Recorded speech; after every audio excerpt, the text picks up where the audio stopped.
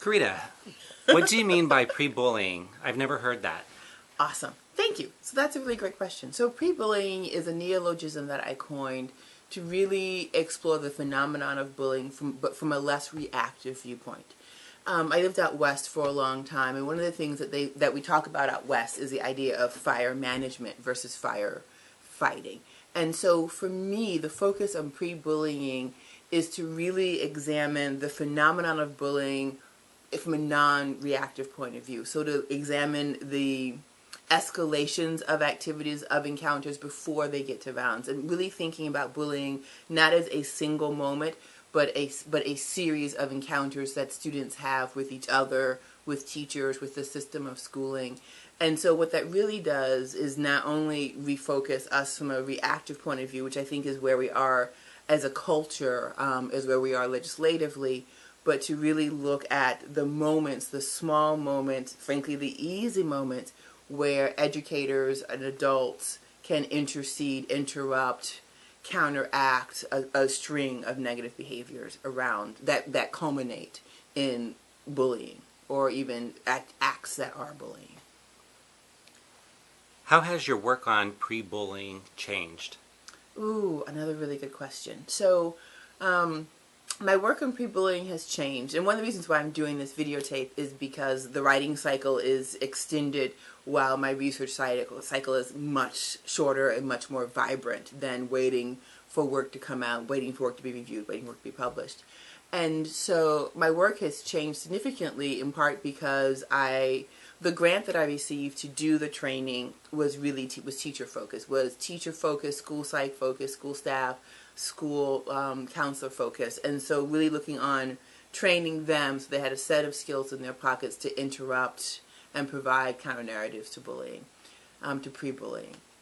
What I'm doing now is developing a three-dimensional phenomenological view of incidences that are pre-bullying, that are gender-based teasing, and really trying to get a school and a student and a learner perspective of from the same site. So that is one. The other thing is that I have an amazing international student that I'm working with. We're very excited to be working together, who is looking at the cultural constructs that define bullying, the idea that bullying, as we talk about it, is a cultural artifact, is an indicator of the zeitgeist that's very, very site-specific. So he is looking at, he is examining and wants to explore further the American construct of bullying and comparing it to other international contexts. So those two things are probably most exciting to me right now around furthering the work and doing some things differently from the original body of work that we were funded to do. What were some outcomes of the training? So there were some really interesting outcomes. Before we talk about the outcomes, I'll talk about this really important epiphany that I had. So when I received the grant, before I received the grant, as I was writing it, I met with several principals locally, several high school and secondary school principals, and I'd ask them, what structures would you support? Would you support an extended day, a truncated day? Just really trying to get a sense of what is going on in schools and what principals will support. Principals receive all of these solicitations, $1,000, and they'll cure the faculty of whatever their ills are. And I really wanted to do something different than that particular system. And I wanted to provide free training and skills, and I really needed to understand the system on which teachers were working and how information was disseminated in schools. And so I went to several principals, and we met. It was very, very good. And then I designed the weekends, designed the curriculum, received the grant, did the training. So one of the things that we discovered in doing all of this was that teachers don't control their workday.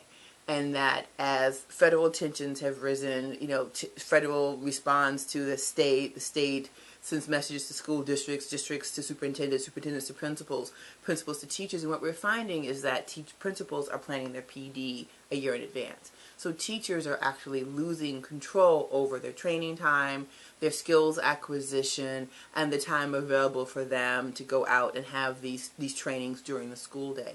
And so for me, that was a really epiphanic moment, because what I realized was that while we were seeking to empower teachers and educators that they were losing control over their school day. They were losing control over their access to information. And that was a big aha in doing this work, for them doing any work in and with schools. The second piece that was really, really important for us, when I wrote the grant, I constructed it with the belief that teachers were beautifully infallible. The idea that they are imperfect people, but who really care passionate about students, their practice, their curriculum, and their learning communities. And so I wrote that, but then I wrote that with really kind of my heart versus lots and lots necessarily of evidence. And so in working with these teachers, what we discovered was that teachers were incredibly willing to be what we call kind of naked and hairy. They were really willing to be wrong, to struggle. They heard students talk to them, and that disruption of power was really meaningful.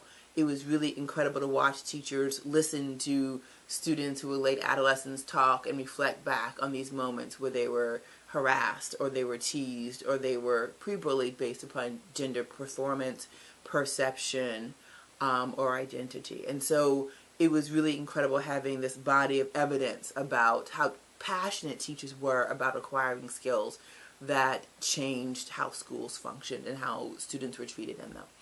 And the third thing that I think was the most important was the array of skills that teachers have and were developed and could articulate in and around interrupting pre-bullying. And so we discussed items such as rearranging your classroom, so you could mute or extenuate different personas in the space.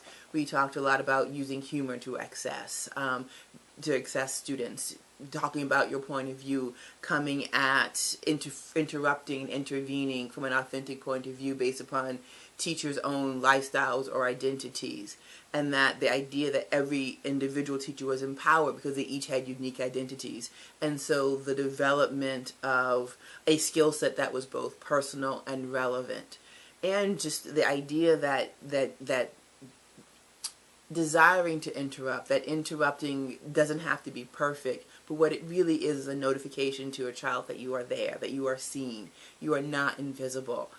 You may not want to talk now, you may not want to listen now, but just know that when you're ready to work with me, to communicate with me, that I'm here for you. And how much that means when we interviewed students about feeling invisible, about not being seen in the school space, and not being able to talk to educators where they were being instructed.